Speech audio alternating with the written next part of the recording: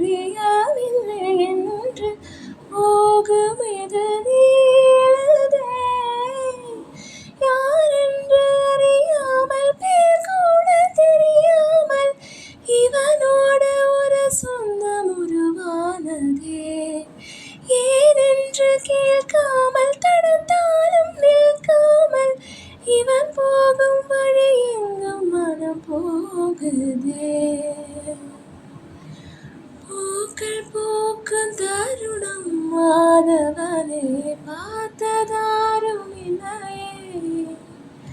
புலரும் காலை பொழுது முழு இரவும் பிறந்த போவ